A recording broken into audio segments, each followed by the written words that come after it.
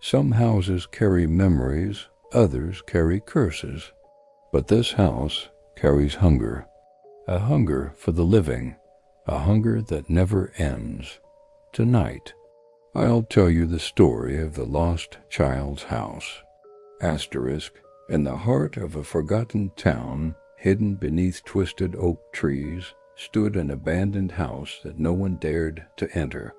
For decades, parents warned their children never to go near it.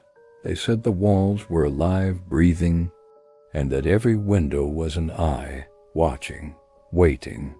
The legend spoke of a child, a little girl named Emily, who had once lived there. One stormy night, she vanished. No footprints, no clues. Just her voice, echoing from the house, crying for help. And those who went inside to save her were never seen again. But legends are made to be tested. One cold October night, a group of friends, Daniel, Sarah, and Mark, challenged each other to step inside. "It's just an old house," Daniel laughed, though his voice trembled. The others followed, not out of courage, but out of fear of being called cowards. The gate creaked open like a groan from the earth. The moment they stepped onto the porch, the air changed thick, heavy, like walking under water. Something unseen pressed against their chests, urging them to turn back. But curiosity is stronger than fear. The door slammed shut behind them. Dust swirled in the beam of their flashlight. The smell was unbearable mold, rot, and something metallic. Blood. Every corner of the house was wrong. The wallpaper peeled in shapes that looked like screaming faces. The floorboards groaned, not with their footsteps, but as if the house itself was moving. Then Sarah whispered, "Did you hear that?"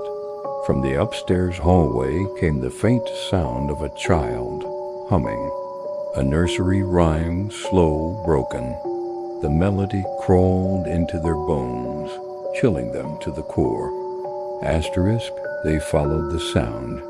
On the second floor, tiny handprints smeared across the dusty walls. Too small to belong to an adult, yet too fresh to belong to a ghost. Daniel's flashlight flickered, and for a split second, they saw her. A little girl in a torn white dress, standing at the end of the hall. Her head tilted, her hair covering half her face. "Emily?" Sarah whispered. The girl lifted her head slowly. Her face was pale, eyes black and hollow. She opened her mouth wider, until it stretched impossibly, releasing a scream that shattered the silence.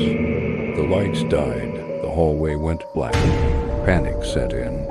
The group ran, but the house shifted, twisting itself into a maze. Doors led to walls, hallways looped back on themselves. Mark shouted, but his voice sounded distant, as if he were calling from underwater. Then silence. Only Sarah and Daniel remained. They searched frantically, but the house seemed to enjoy their suffering. Every door they opened led them deeper into its belly. Then they found it, a child's bedroom. The wallpaper was covered in crayon drawings, families, stick figures, all with their faces scratched out. In the corner sat a music box, playing the same broken lullaby they had heard before. When Daniel reached to close it, a tiny hand grabbed his wrist. The little girl was there, inches from his face. She whispered, her voice sharp as glass, "Stay with me, forever." Suddenly visions flooded their minds. The truth. Emily hadn't vanished. She had been sacrificed. Her parents had given her to the house to feed whatever lived inside its walls. And now, she was its prisoner. Her eyes turned black, her skin cracked like porcelain, revealing something beneath something ancient, hungry. She was no longer Emily, she was the house.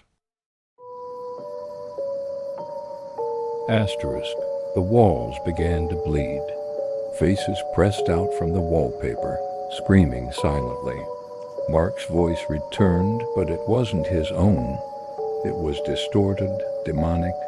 Daniel tried to run, dragging Sarah with him, but every step sank deeper into the floor, as if the house was swallowing them whole. The little girl's laughter echoed everywhere. "You can't leave," she sang. "You belong to me now." Sarah screamed as hands burst from the floorboards, pulling her down into the darkness. Daniel was left alone. His flashlight dropped, rolling across the floor, illuminating the girl's face one last time. Her smile was wide, inhuman, eternal.